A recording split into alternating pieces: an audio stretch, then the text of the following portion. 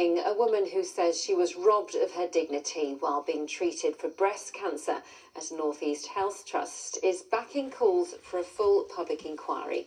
County Durham and Darlington NHS Trust is under growing scrutiny after an independent review found some patients had suffered avoidable harm from things like needless surgery and delayed diagnoses.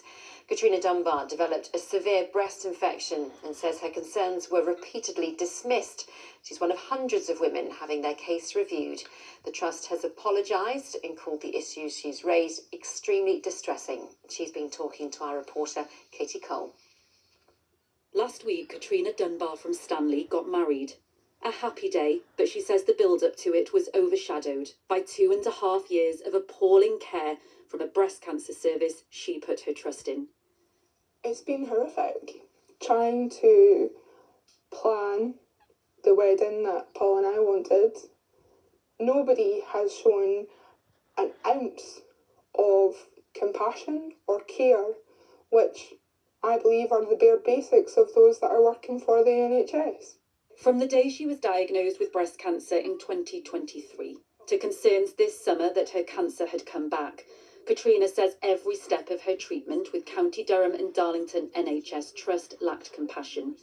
She says she developed an infection after surgery to remove her tumour and says after recent reports into the breast service and seeking a second opinion from another surgeon, she now questions if she was given the most appropriate procedure.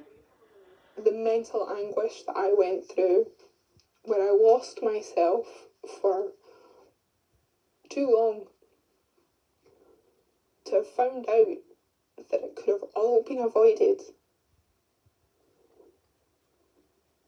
is pretty hard to take. Katrina is one of around 1,400 patients whose care is being reviewed by the County Durham and Darlington NHS Trust. A trust which last week apologised after a damning report found a decade of failures in its breast surgery service. It found patients suffered avoidable harm, including delayed diagnoses and unnecessary mastectomies, leading to physical, emotional and psychological impacts on staff as well as patients. It describes poor clinical practice, which was allowed to continue because of failures in governance and leadership. 3.5 years ago, we moved here from Edinburgh, and a year later I have fallen prey to these people whom have been in positions of trust, in positions of care. In a statement tonight, the County Durham and Darlington NHS Trust said, "We are very sorry for the experience Miss Dunbar has had and for the impact this has had on her.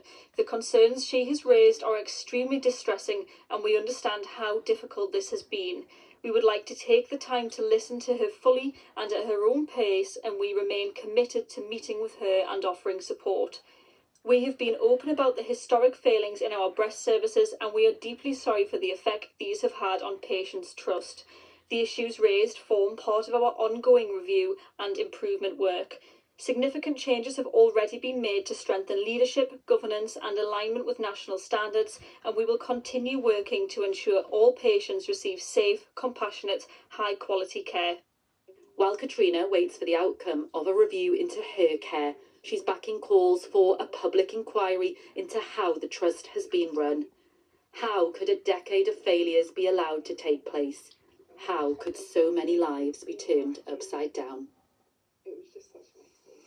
A ship worker from Sunderland who was found guilty of endangering lives following a crash that killed 3 fishermen has been sentenced to 20 months in prison.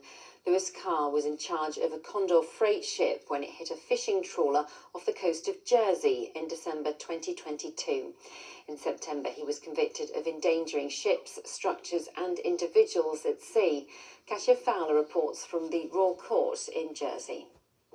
Tonight, Lewis Peter Carr will begin his prison sentence, but not at home in Sunderland near his family and friends. Instead, in Jersey, a place he's rarely visited.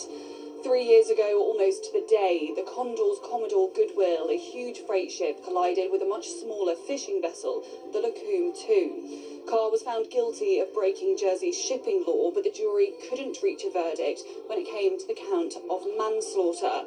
As his 20-month sentence was read out, he remained emotionless.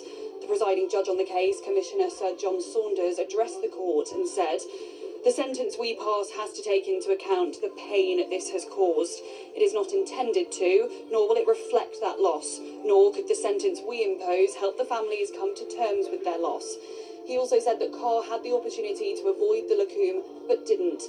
At the time of his first sighting, Mr. Carr had ample opportunity to alter course so as to avoid Lacoombe 2 by a nautical mile. That is what he should have done, and he didn't.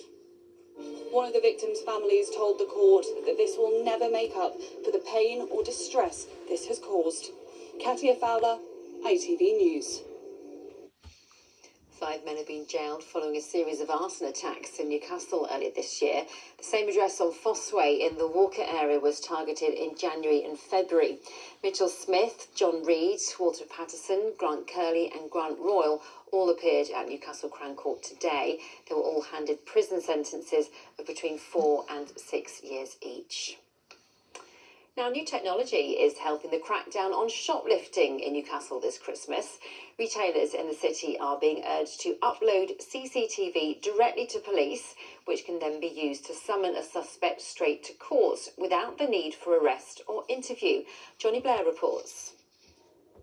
Bobbies on the beat are being assisted by extra eyes, as retailers in Newcastle can send shoplifting footage straight to police, which gets criminals straight to court. It's very much a streamlined prosecution process which looks to tackle those persistent offenders. But the idea is that we make it really simple for businesses to report shoplifting to us. All they need to do is send us the CCTV footage. We then don't need to arrest, we don't need to interview, and basically these offenders will see a court date a lot quicker. 29 retailers have signed up to the project, which has secured 60 convictions. Punishments include prison sentences, community orders and fines.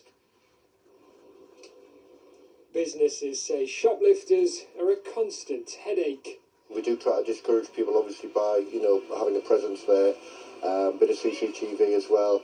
But we do lose the odd thing, probably not as bad as some other shops, but we certainly lose some stock. Well, you can take it very personally, but sometimes you have to not take it personally. And if somebody's running away and you think you're in danger, you've just got to let them get away with it. But yes, it is obviously it's a problem financially, and it doesn't create a great atmosphere in the shop. There's a bit of a beauty, isn't there, in people who think they've got away with something, and then a couple of weeks later, a summons just appears through the court, so they can never be sure that they've got away with it. So I think it might have that deterrent effect as well. Operation Canvas is part of a wider winter crackdown, reducing the time between crime and punishment at the click of a few buttons. Johnny Blair, ITV News. And with Christmas Day just 3 weeks away, many families will be planning a trip to the Panto. Well, one production in Northumberland can boast a surprise guest star. The genie in Aladdin at the Phoenix Theatre in Blythe is voiced by Newcastle United player Dan Byrne. We've been speaking to the theatre's operations manager about the impact the local hero is having on this year's show. We made the announcement last week and we knew it was going to be a popular one. We didn't expect it to go as crazy as it did. The hour after the performance was announced, we sold out a full performance overnight. And ever since that, ticket sales have been through the roof, which is incredible. For a community theatre at the heart of Blythe, it is brilliant to see the support in such tough times as well. And for the support of Dan, we're very grateful as well. And that is it from the late team. Ross has got you weather next, so we'll see you soon. Bye-bye.